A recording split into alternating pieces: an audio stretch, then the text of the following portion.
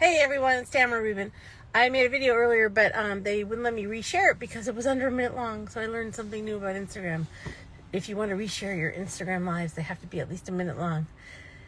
Anyway, like for the last, I don't know, millions of years, several years, a dozen years, 10 years, 5 years. I've only been doing Instagram actually for a few years, but for the last couple of years, at least, I've been like, oh, I should post a video every day. And then I think I'm going to do it. And then I post like one video and then I don't because I'm a mother of disabled kiddos and I have to remind myself that not to be so hard on myself that I can't always post videos. But I thought if I could post videos like every day, just really short about something we tested, that would be interesting to you and useful. So today, I just want to really briefly talk about the tuna fish testing. So we tested this one tuna fish, Wild Planet, really high in mercury. Some people are like, oh, well, not a big deal. I eat it once a month or 3 times a year. But when you look at the mercury levels, and like it was around, I think 240 parts per billion. You can look it up on the website on the homepage. It's really high. And if you're thinking about, mercury from your fillings or if people who have concerns about mercury in vaccines, whatever your concerns about mercury are, the amount of mercury in this tuna fish is outrageous, right? And when you do a comparative analysis, both in terms of the volume and the percentage, the parts per billion, it's just really a lot of mercury. And I don't think people are really getting that. So then, everyone was like, you've got to test safe catch. You've got to test safe catch. And the safe catch has the elite tuna, which is the skipjack.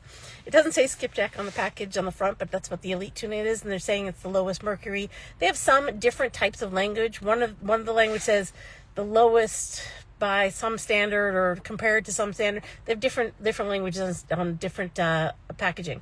So there's a lot of question about that. And then I was like, well, if they're only testing for mercury, are they testing for arsenic and lead and cadmium? I bet you they aren't. And so that's why I thought it'd be really interesting. I don't know. Maybe they are. Maybe they make those test results available. Maybe they're testing for everything in addition to mercury. But I'm like, those arsenic levels that we had on the Wild Planet that we tested, that was really high too. So what's the deal here? What other concerns are we hiding with the language from the safe catch tuna? So we have raised enough to test the first one. We set up a fundraiser to test 4 different safe catch tunas. 3 tunas and a salmon. And so we raised enough for the elite, and the next one we're going to test the ahi. I think we're just like $100 short of the funds to send the ahi to the lab, and hopefully we might even have the lab results for these back end of next week if we can finish the fundraising on those. And then we're finally testing there's another one, the albacore. So then we'll have 3 tunas from Safe Catch. We'll have the Wild Planet, and then we have those sardines. And again, I forget the name of the brand, but if you look up the sardines as a comparative analysis in terms of like fish, and people are like, oh, sardines are better. And I'm like, look at those sardine test results. If you look at those sardine test results, I don't think they're better. I'm not going to be eating any more tuna. I'm not going to be eating any more sardines.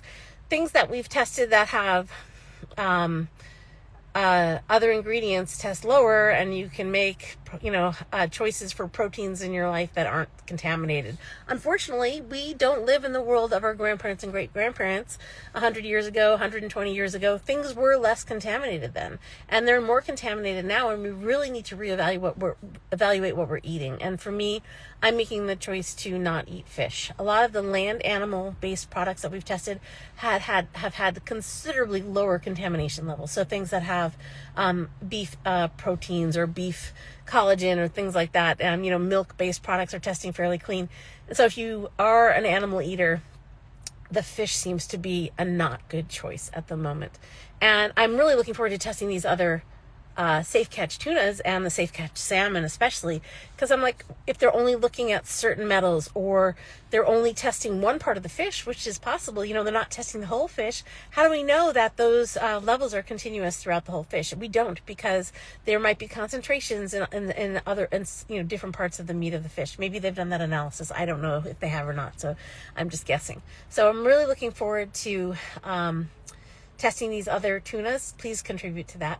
And in the meantime, it's my personal recommendation. You can make your own choices for your family, but if you want to live a long, healthy life and not die of cancer or other diseases that are caused by the toxic body burden that you have, both from your childhood and your diet and your housing, the best choices you can make are the ones to lower the toxicant exposure that you are subjected to on a daily basis and making sure you're eating cleaner foods is a good place to start. So that's all I want to say for now, because I'm trying to keep these short and on a single topic. More later, maybe I'll chat about diaper creams later. Okay, bye friends. Coming to you from New Hampshire on our way to Bar Harbor.